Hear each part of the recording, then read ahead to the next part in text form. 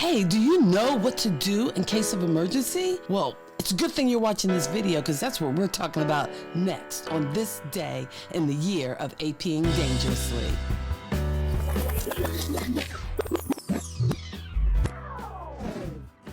Hi, I'm Principal Walker, and on this site, I am helping today's building leaders develop tomorrow's leaders.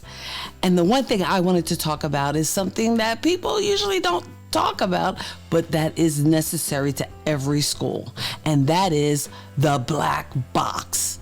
Yes, I said it, the black box. And no, it's not like an airplane black box that's not even really black, or actually this doesn't have to be a black box, it can be any color, but basically it's going to be a file box that is going to be your lifeline in case of emergency.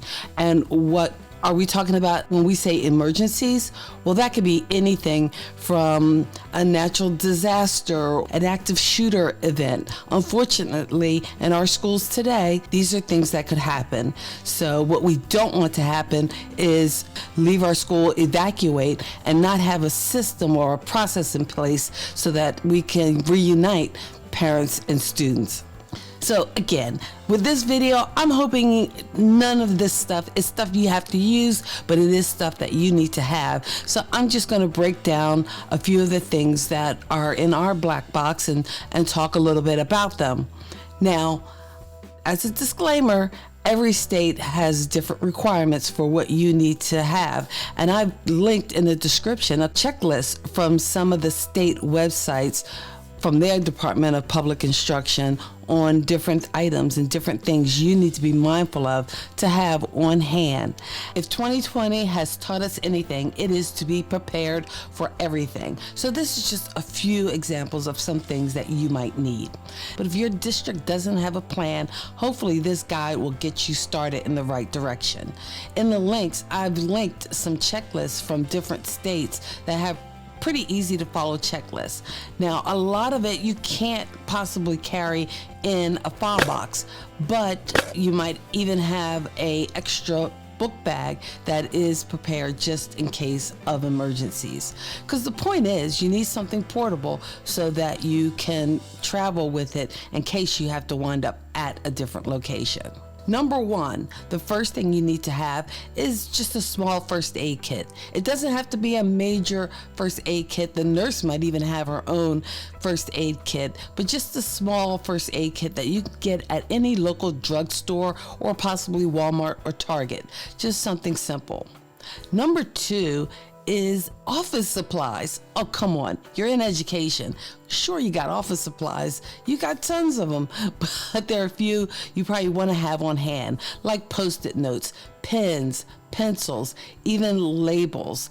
Because again, if you have to deal with an incident and your students are moved off campus, you might need to have some labels available so that you can match up students with parents. Speaking of which, the third item you need will be some of your school-specific data on students, their demographics, their contacts, their emergency contact numbers, and even their schedules, so that we can make sure we have every student accounted for.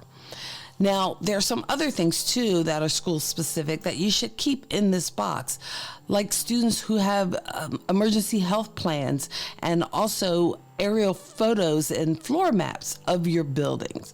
So any of the information and the procedures that you have for your campus when you are dealing with events, whether it is a natural disaster, a hurricane, a fire, you want to make sure that you have that information and it has been communicated with everyone on your campus.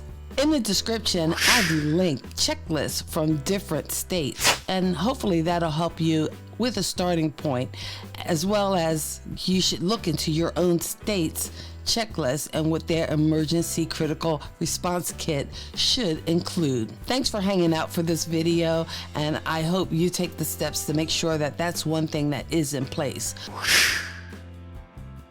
Finally, make sure you update your information. So if you're putting in student data at the beginning of the school year, students come, students go, you might want to make sure mid-year or semester break, you are updating that data so that you have the most up-to-date data if you have a crisis. Thanks for watching the video. Hopefully this is information that you can take, use, create your black box, and you will never have to open it. And that's my wish for you. If you found value in this information, please consider subscribing or giving us a thumbs up.